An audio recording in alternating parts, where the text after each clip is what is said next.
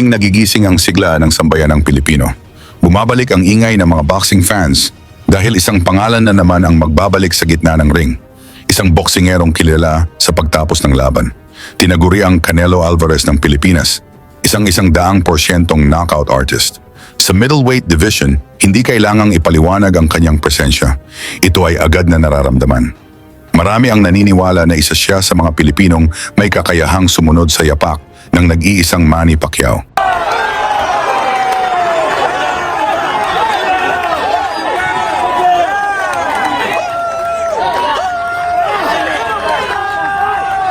Hindi dahil ginagaya niya ang isang alamat, kundi dahil tahimik niyang binubuo ang sarili niyang pangalan sa loob ng ring. May suntok na mabilis at mabigat. May galaw na diretso sa target. Sa bawat tama may epekto. At sa maraming pagkakataon, hindi na umaabot sa desisyon ang laban. Siya si Weljon Triggerman Mindoro, nagmula sa Zamboanga, Mindanao. Isang mandirigmang hinubog ng disiplina, tiyaga at tapang. Malinis ang kanyang record. 16 na laban. 16 na panalo. Lahat ay tinapos sa knockout. Hanggang ngayon wala pang nakakahahanap ng sagot sa kanyang lakas. Ayon sa ilang boxing analyst, kung magpapatuloy ang ganitong direksyon, maaaring umabot sa 30 panalo at 30 knockouts ang kanyang profesional na karera. Isang antas ng dominasyon na bihirang makita sa modernong boxing. Sa kasalukuyan, nasa Estados Unidos si Mindoro. Doon siya nagsasanay, doon niya hinahasa ang kanyang katawan, pinatatatag ang disiplina at pinapakinis ang kanyang estilo sa loob ng ring. At ngayong February 21, 2026, muling babalik ang aksyon. Muling gagalaw ang Zamboanga City. Sasabak si Weljon Mindoro sa kauna-unahang boxing promotion ng Olympic medalist at WBC International Middleweight Champion na si Yumir Marshall. Sa gabing iyon, makakaharap niya ang Indian champion na si Jasprit Singh, isang veteranong boksingero na may 13 panalo, 4 na talo at 8 knockouts. Gaganapin ang laban sa Mayor Egan Coliseum sa puso ng Zamboanga City. Bago ang gabing iyon, balikan muna natin ang isa sa mga laban na nagpatunay kung sino si Weljon Mindoro sa loob ng ring. Isang Australian champion ang humarap kay Mindoro, si Joel Camilleri. May 30 panalo, 15 knockouts at hawak ang IBA at IBF Pan-Pacific middleweight titles. May 7 sunod na panalo bago niya hinarap ang Pinoy.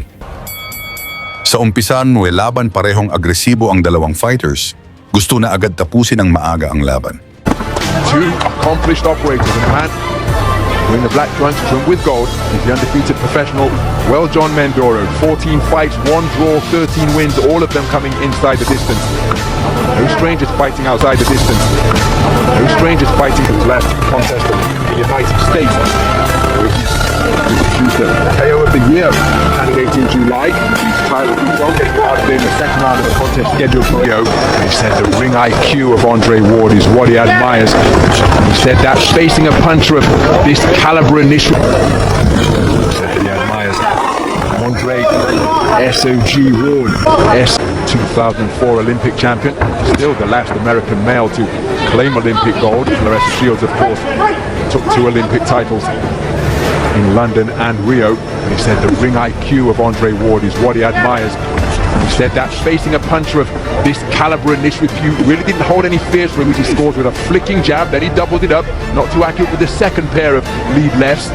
But he said that he intends to use that shot to frustrate the... But he said that's behind a low-held guard. An identical 74.65 kilograms.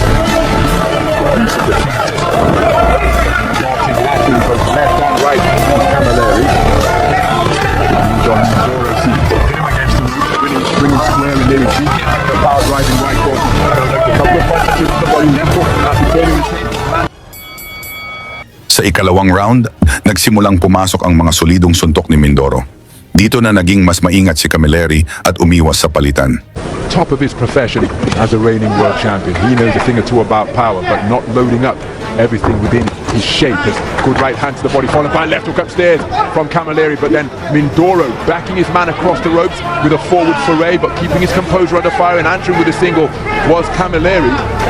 Mindoro just seeking to end that little coming together with a right uppercut, but pulling the trigger first against the trigger man is Camilleri. Now backing him up to his own corner with a nudging right uppercut, and he's physical on the inside.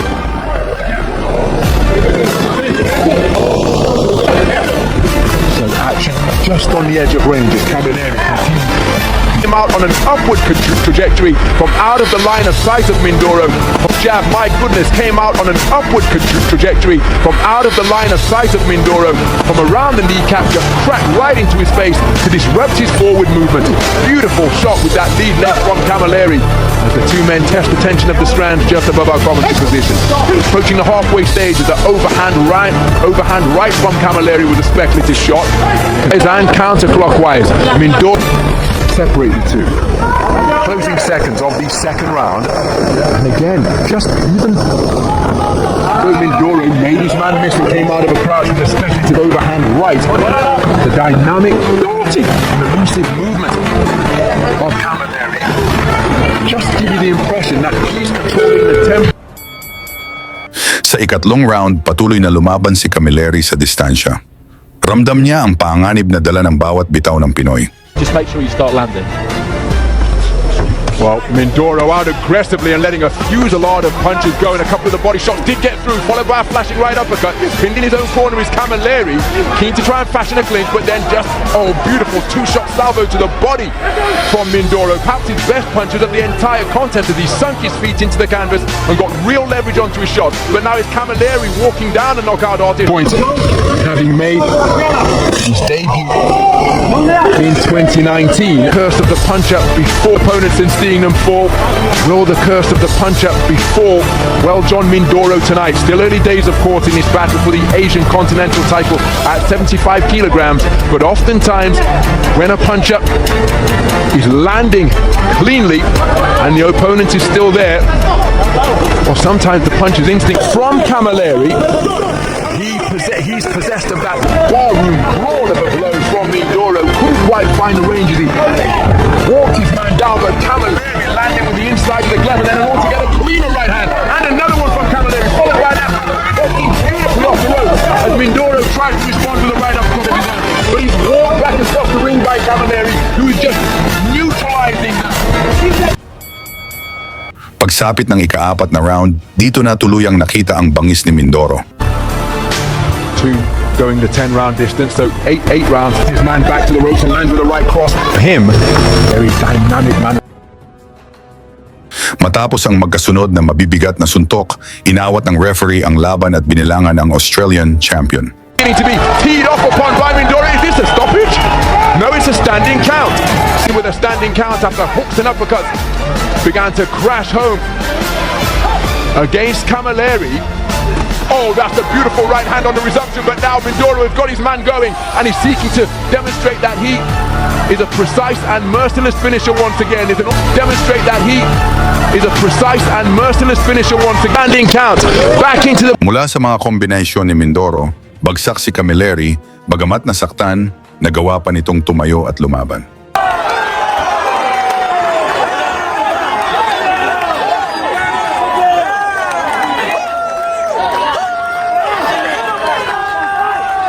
Be a long 90 seconds. KAMAONG on the ropes above our commentary position, bobbing and weaving, trying to hold up. Matapos ang sunod-sunod na kombinasyon, opisyal na inawat ang sagupaan.